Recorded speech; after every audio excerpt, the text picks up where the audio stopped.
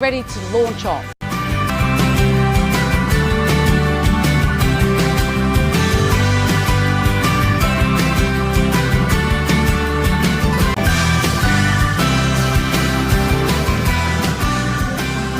If you want to be part of the launch off impact on LinkedIn,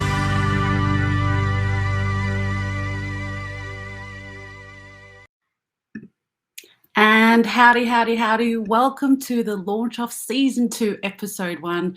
I'm your host, String Nguyen, and I'm very excited to bring back this series. The series started in 2020, and a lot has happened in the last 12 months.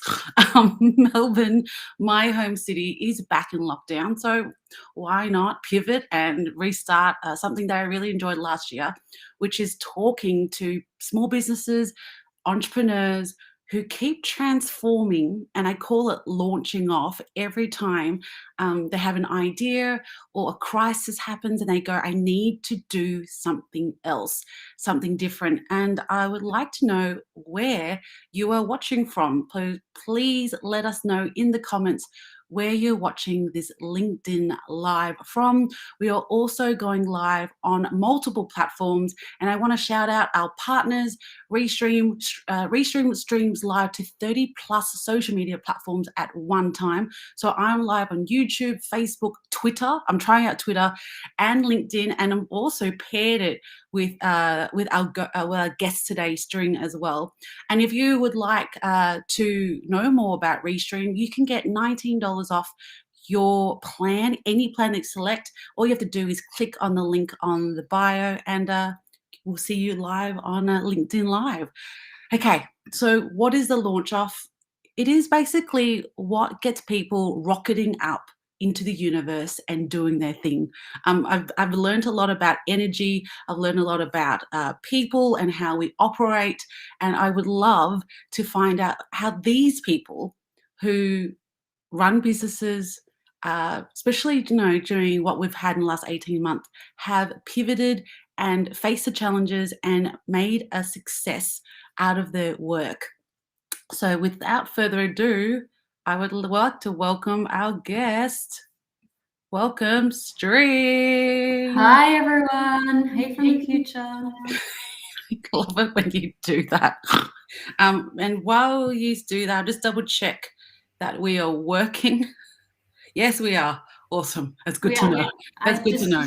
I literally shared it to my network, but you know how we did the paired? I don't know if it paired up on my network. Okay, we will find out at the end of this.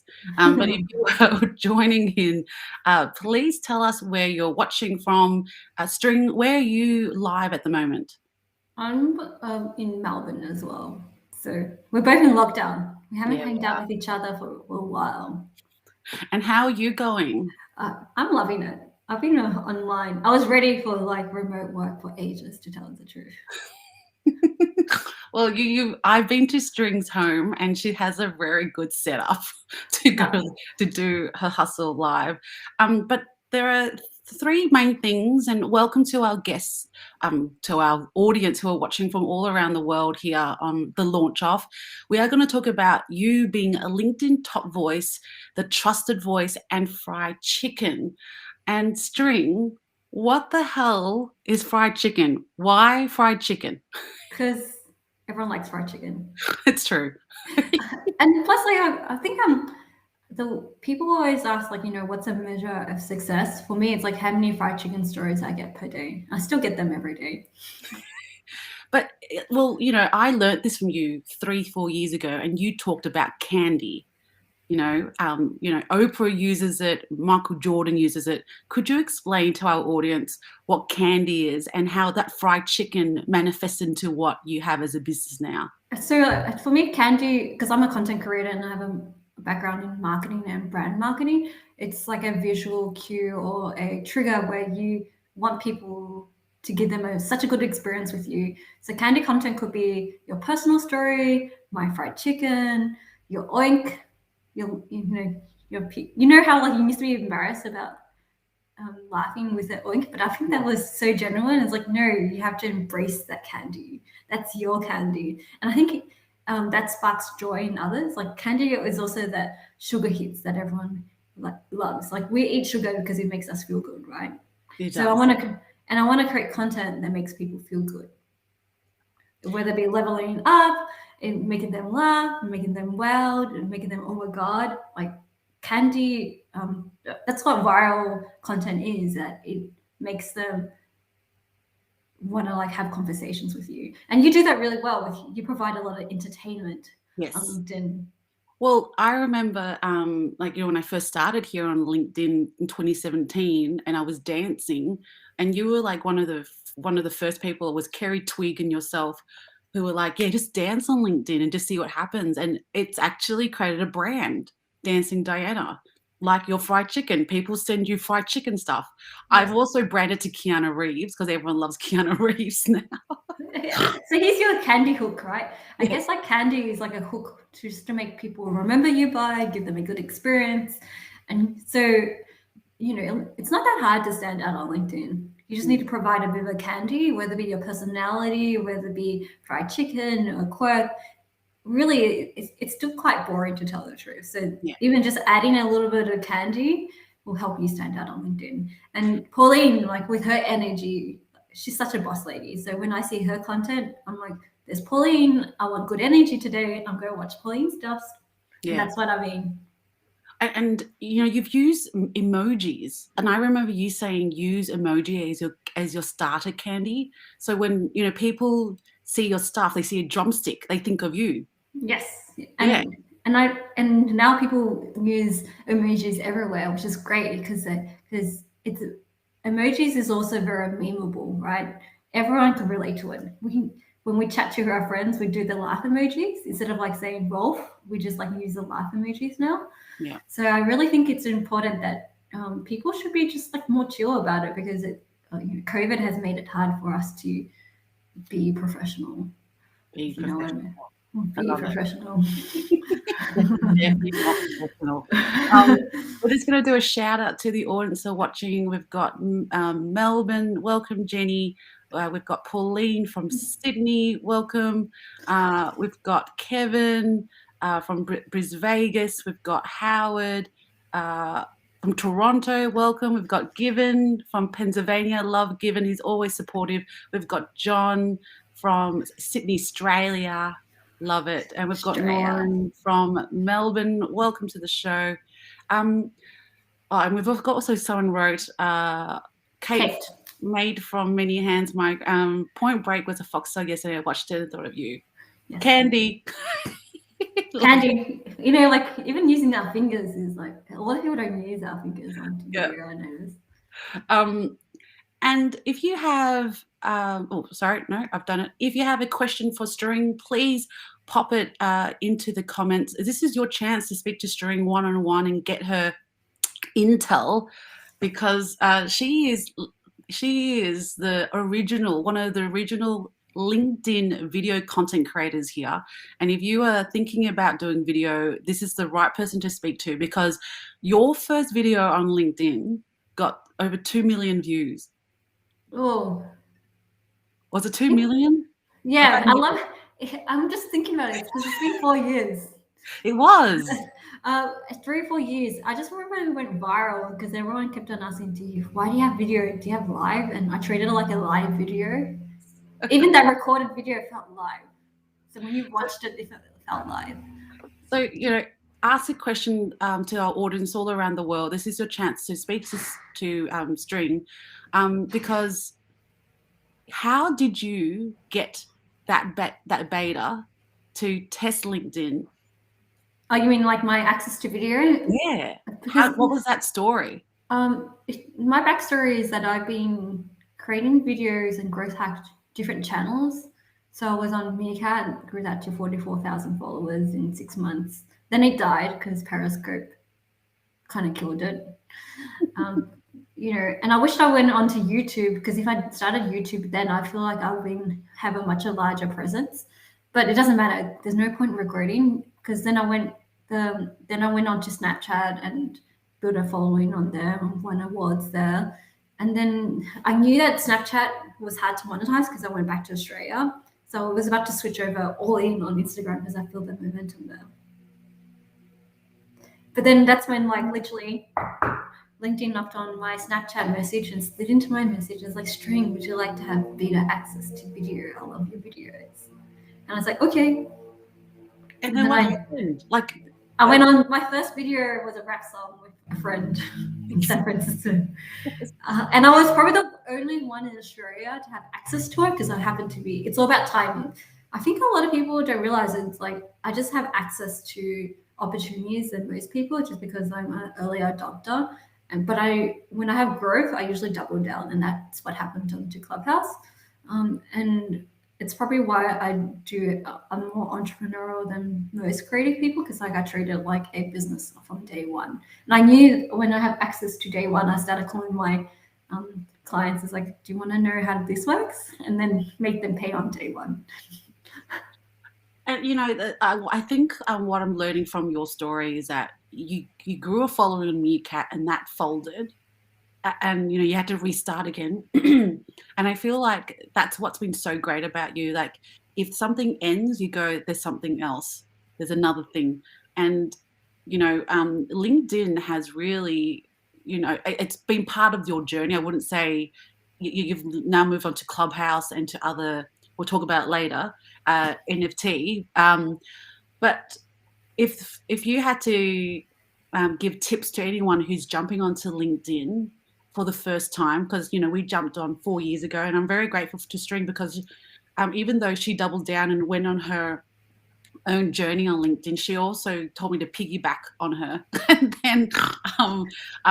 And then like, this is why we're here. We've got this amazing friendship, and you're also a work colleague of mine as well. We've kind of transformed our friendship to working together. What would be your 3 tips to someone who wants to get onto LinkedIn, whether it be video or just getting on? I have to say, and Diana, you did so well because like I always love people when they outgrew me. So you had more followers than me. Yeah, well, I hustled last year. So here are my 3 tips. It's like that's why I set up TTV 28 is for everyone. Just like you have to give it a go and do it for 28 days, because I feel like that's the tipping point when you can find your voice, find your community, and find your style online.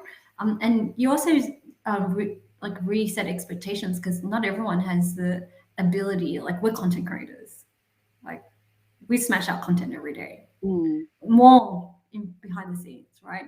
We could smash out 5 pieces of content if we need to, and that's probably our superpowers. Is like, we just like could be content machines. And I think that's what a lot of professionals who don't have a content creation background, but they needed space to create. So if I were you, have a progress over perfection, because a lot of people will try to have the perfect video. But if you've never been trained on video or never trained to be a storyteller, and especially when as a professional you've been developing yourself for 5 to 10 years, starting from zero is know that it's okay to make mistakes at the beginning, because you're learning. It's just data points for you to improve over time.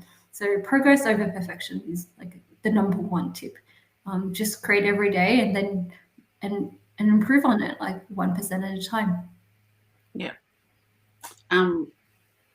What would be your video tip for someone jumping on LinkedIn? And we have partnered with Restream. So Restream, yes. We're actually trying out this paired schedule at the moment. So what happens is, instead of me just going on my Restream, it's actually connected to String's account. So we're testing out to see how big exposure we're getting for the Restream. But if you are interested on going on a live platform and to multiple platforms, you can click on my bio link up the top there and get $19 off any plan. What would be your tip for video for someone who creates consistent video? Because you use video for your Facebook group, for your community. Yes. What would be your tip for video for LinkedIn? Use smartphones, because your smartphone is actually a very good camera lens. And everyone doesn't think that you need a DSLR camera set up and need everything, but your smartphone is like the fastest way for users to go online and be super authentic. If we had to learn anything from Gen Zs, is like, don't be perfect. It's like the imperfections that comes off more authentically online. I think that's a really good reminder. And please let us know where you're watching from if you have any questions for String.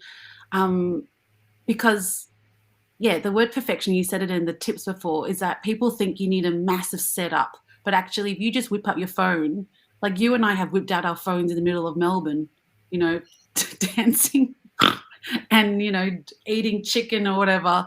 I think it's really important to remember that the phone is such a powerful tool to use, and you can edit all your videos on there. You You can don't, now. yeah, you don't need a massive what's that? Setup. Yeah, massive setup. What's those programs? Pro? Yeah, Adobe Pro, but that's like a massive learning curve. To tell the truth, I'm lazy or efficient, depending on how you want to say it. I just do one takes and then I just upload. And then but if there's like a lot of demand for that topic, I do it a better version of that. Yeah. So I just use like volume. I have a more of a startup mindset. I use volume to collect data.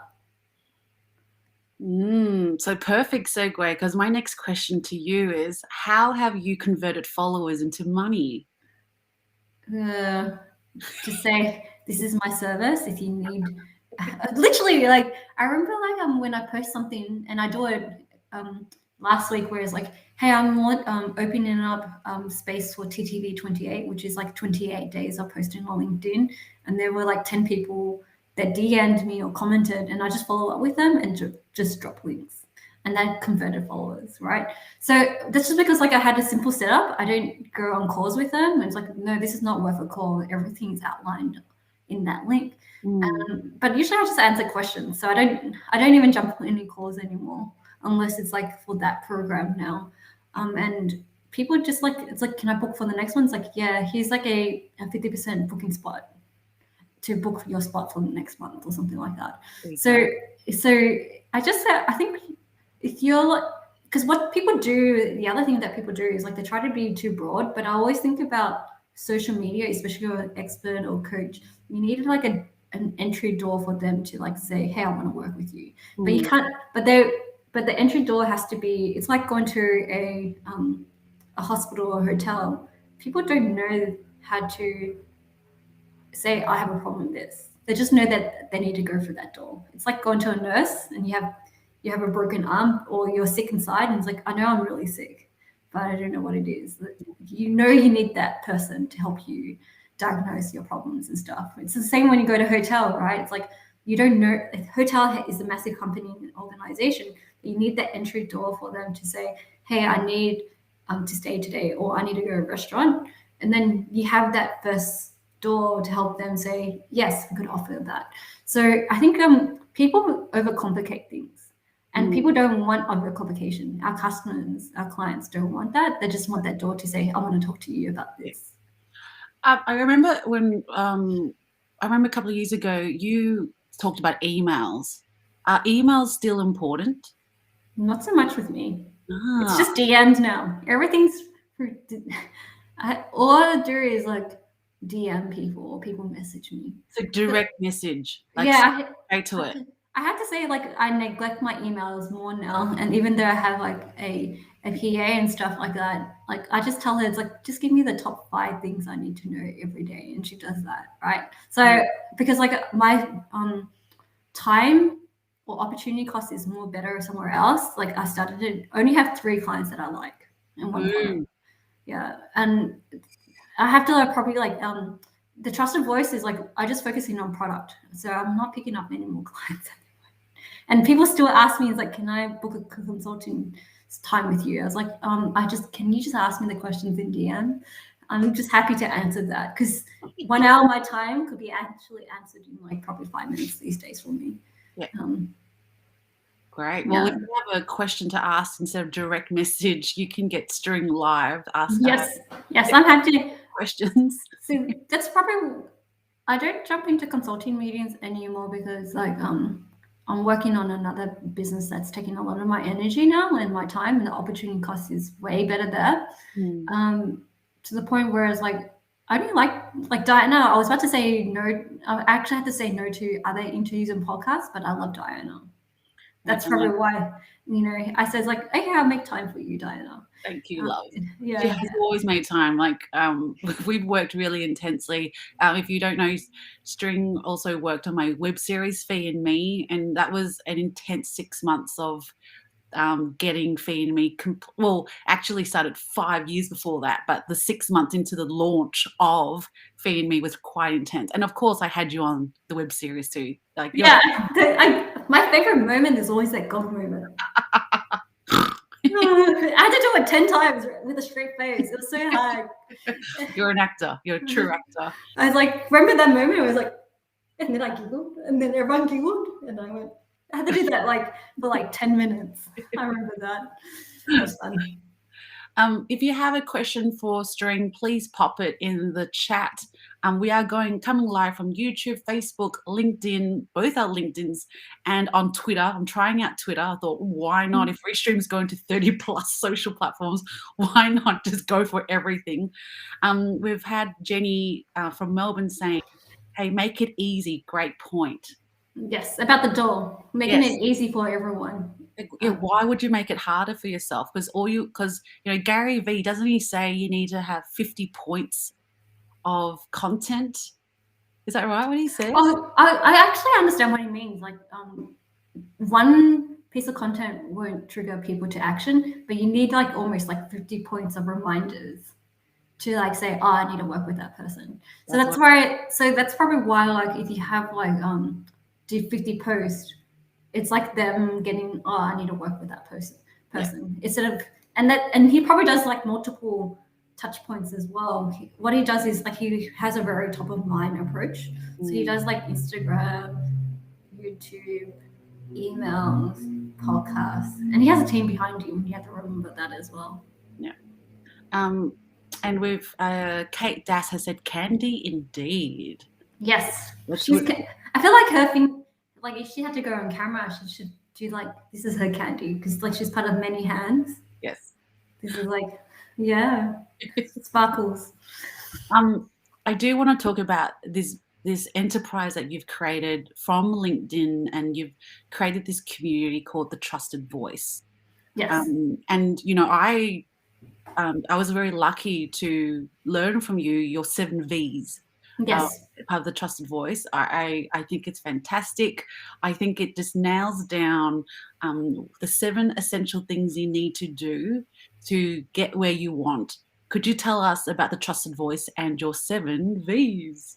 So the Trusted Voice is like a community-run business where we help solopreneurs, experts, and business owners have a content creation mindset. Because we believe in you and I believe in the power of our voice. And I just want to say, hey, you're already super smart already. Let's just amplify our voice together. Because if you do it alone, you probably get 0 views. And that's kind of, that's probably the worst experience, where you try to create content, you make content, and there's no reactions to it. And then that stops a lot of people from creating in the first place. But imagine doing it with a community. And when I first launched TTV28, which is a product within the Trusted Voice, we were able to generate 1.1 million views together as a cohort, or maybe more. So anyway, all I know is that it works. People love supporting each other, and then they get to learn what works and what doesn't work during that time. It's given them the creative space to stuff up and learn and be better at communicating on LinkedIn. And just the 7 V's, we can use that framework. It's going from using the 7 V's as a way from going silent to being the trusted voice. So it's, your first one is your vision. What are you the trusted voice for? Second one is your values, because that's what maintains authenticity, not your value proposition. I realize it's all about your core values. For you and I believe in creativity, and that's probably why I value you so much as well, because you value creativity.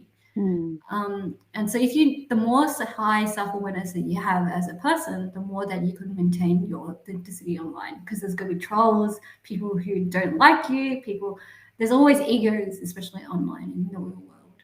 So if we know how to deal with our own egos and other egos and have high self-awareness, you lead a more healthy relationship online. The third one is Vogue. It's the German word for folks or people. And even though it is about us, it's always about it's always about the other person that you want to target. Who are your super fans? Who are the key target markets that you want to work with? The more that you understand that, the more you create content to attract them and they knock on your door. I do like Vokes because I didn't know what Vokes was until you explained it to me, and that's what I, as a creative, always have to focus on is audience. Yes. Why am I creating for? Who are you going? Who? Yeah. So, and I realized it's like the I had to go through the process too when I first started the Trusted Voice. Like, who are my Vogue? And I realized it's just a lot of business owners, a lot of like solopreneurs, and even now like I'm getting a lot of marketing agency owners hanging out because they want to use my methodology to train their teams. So it's like really interesting right now. But the more you know your audience, the more you could like create content for them, and that's how you can convert money. It's not about us. Like, if you want to be a content creator, go for it, but it's really hard to get a brand deal if you don't know who your audience is, because they love to know, it's like, do you have the audience that we need? Why should we hire you if you don't know your audience? Well, going back to, brand deals, you do have brand deals. So yeah. I have Lenovo on my side. That helps. But that's because like I was very business orientated, because like I use my 7 V's as a way to say, hey, this is what I represent. This is who I believe in. This is my audience. And then that's how I got HubSpot on board. And I think because I'm more business orientated, they keep on coming back to me as well. The 4th V is your visuals. That's like your candy and your branding. Like, imagine me without glasses. I'm not String anymore. Yeah, I did pom-poms for a bit, but then I chilled out. But I think it's my snort now. It is your snort. That's your visual. That's like a lot of people don't realize it. Like, it doesn't have to be a visual. It's just something that is your brand anchor. So fried chicken is probably my visual. I can never run away from fried chicken anymore. Never. Yeah. even my other projects, like this is like String, does it have fried chicken? It's like expected. Every project has some kind of fried chicken element. To our audience watching, if you love fried chicken, please write yes, no, or like love it. Like, just I love fried chicken. I would never. And people's like, how do you stay so skinny? It's like, it's because I get visual fried chicken. I just eat it visually. No cholesterol, thank God. After visuals, what's the next one? The 5th one is like the validation. Like, you want to know and track your numbers and growth. And I think a lot of people have like a big wish list, but there's always one key metric or your North Star metric that you want to say, like, I want to grow my following to 10,000. But really, that comes to victory, which is the final one. It's like, how do you monetize your influence and your business, or like your presence on LinkedIn? And it could be your product, your service. Like, how much money do you want to raise, right? Validation is like what I call validation and victory go hand in hand, but victory focuses more on your success. Validation focuses more on like tracking your growth, your KPIs. But if you do the first 5 V's, you're okay, because that's what you need to grow. But validation and victory is required if you want to monetize and be a business about it. And I hope that helps, because like I use that as a way to engage my clients and even my community is like, oh, where do they need the most help and support? If it's just that 1 V, I just like send them resources around it, and then like help them focus on that as well. And is that 7? Is that 6, 7? That's 7. 7. Vision, values, voice. Oh, your voice is content. It's like always about content, right? What is your voice? And we have the system for that.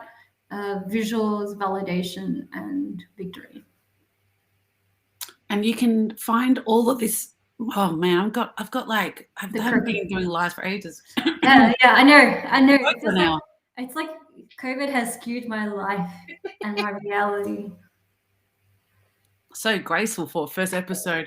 But yes, you can check out String's work at www.thetrustedvoice.co. She has a committed community who have been working with you for years. Like, these people stick with you, and you know that's good, right? Yeah. Some people come back. And it's like, oh, it works. There's like this, like, I have like a strong retention, and I appreciate the community for it.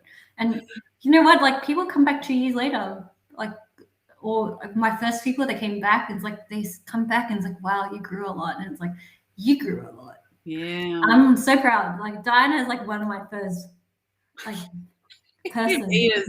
One of your first beaters. Yeah. Like she literally tested out all my theory, to tell you the truth. No, it's true. I did. I remember State Library in August 2017, or like we were fundraising for. No, we were getting crowdfunding. Yeah, crowdfunding. Crowdfund fee me. Oh no, yeah. 2014 was State Library. I remember you were like, "I'm with Possible. I'm an ambassador. Let's do Possible."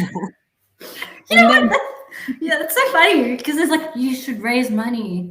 And it's like because you were like stuck, and I'm just like, I believe in you. I was broke. I was so broke. Yeah. And because of LinkedIn, and I do want to talk about this term that I learned from you, and I think it's very powerful for any creative or any person who is an artist, is the creative entrepreneur. And if you have a question for String, please pop it in the chat box, and we will answer it in this Q&A. But let's talk about creative entrepreneur, because when you placed it in my head, I was like, what? I'm an entrepreneur. I could make money. I know, but that you were one of like the first roots that got me thinking about money, and then LinkedIn made me think about money because there's so much money on here. But what is the creative entrepreneur for you? Because you were an artist. Yeah, and then I realized I needed no money. Yeah, because we relied on them, but it's not sustainable. Like they just give you enough. And I thought, like, can I survive on this? I can't even buy my mum on this, right? Like I feel like maybe I'm really close to like buying my mum a house. That was one of my ultimate goals. It is your. Wait, have you bought your mum a house already? No. I feel like I'm getting closer to it. I did buy a house, but I won't tell you where. No, I'll come visit. Yeah, but I did buy my first house. Signed the papers the other day. Well, I didn't. Anyway, this year has been a very fruitful year. I love how Pauline said the universe rewards the unreasonable. Yes, like Fear Me was like this crazy dream that I really believed in Diana, and it's like we could make it happen. So I put all my energy behind Fear Me just to make it happen, because I felt like it was like being in Australia, the story for me was too small. It needed to go on America or Netflix or something like that. Yeah, and when we first met and you gave me feedback about Feed Me, it's like, oh, it's a bit cringy, you know. Yeah, because we were articulating, and this was like, I think it was Feed Me the stage, wasn't it? Like the mum character is so big, like she is caricature. But when we did the crowdfund for 30 days, String was my rock. She was there on the call, listening to me cry.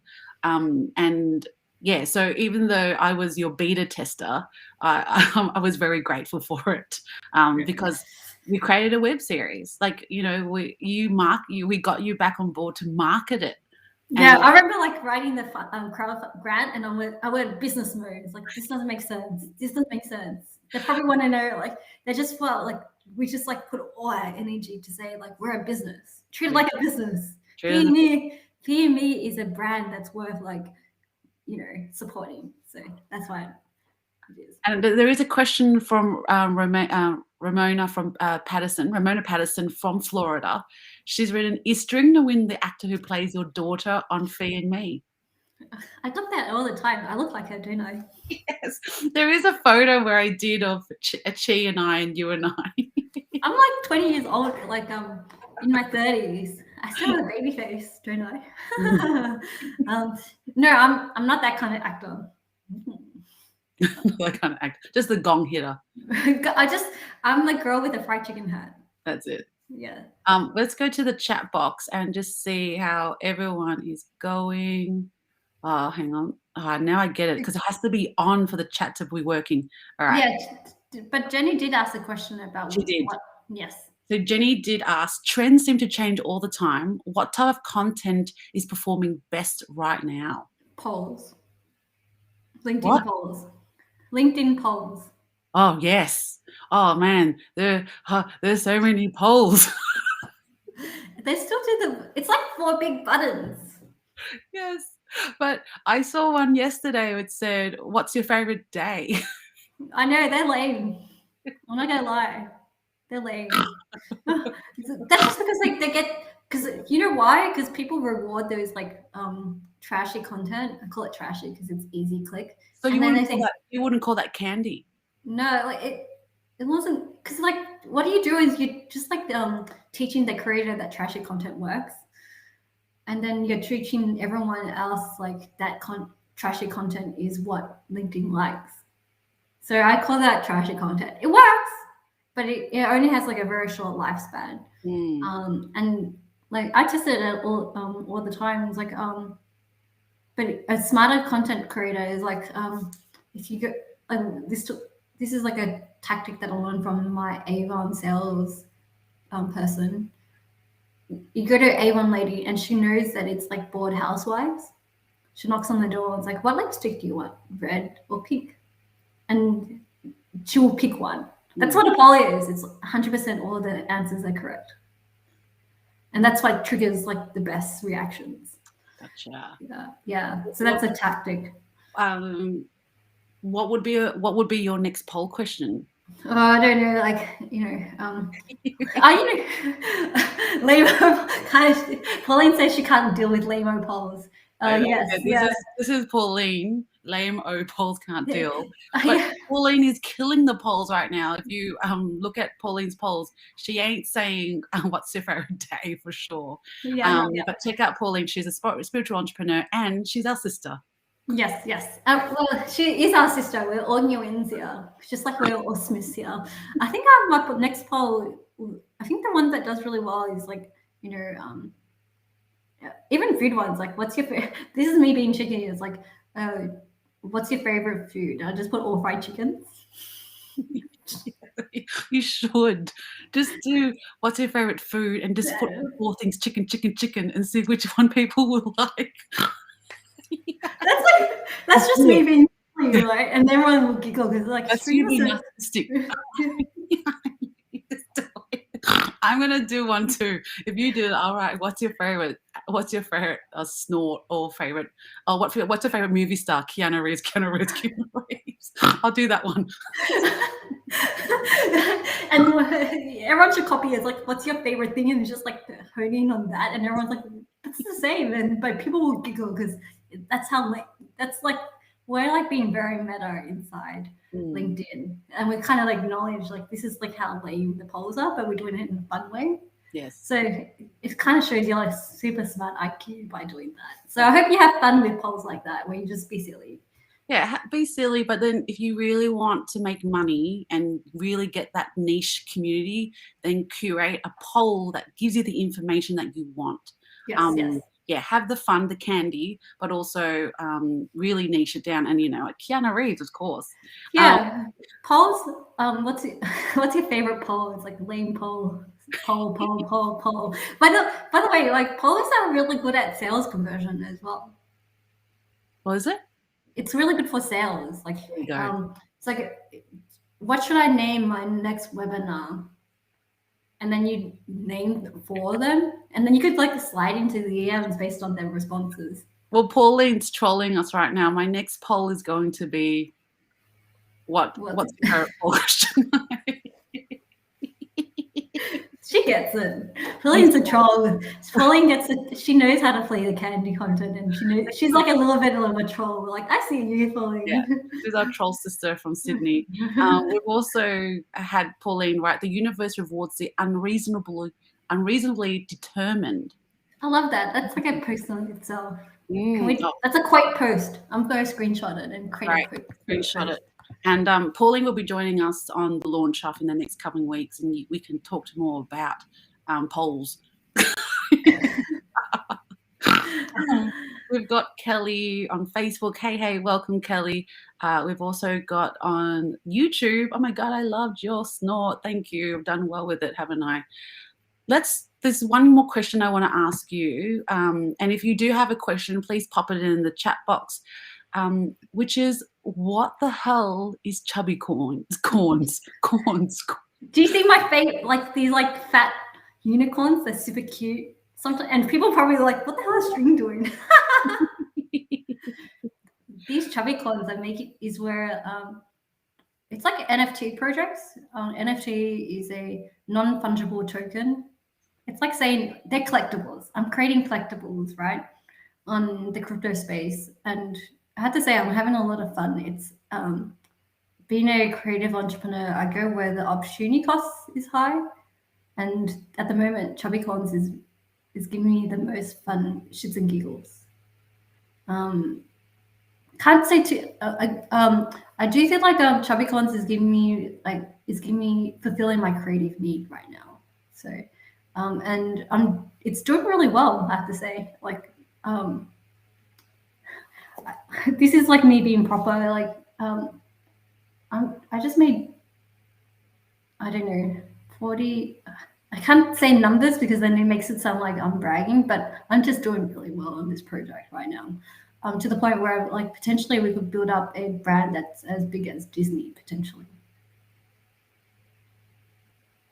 I'm bringing up the image now of your Chubbicorns, but for anyone who's like me, who's always learning from you, what is NFT stand for? Non-fungible tokens. So it's like Yes, fungible tokens. Fungible. Fungible means like you can't duplicate it. Like, and because it's on the blockchain, it's like buying an artwork, but like an original art piece. It's like I have the original art piece. Even so,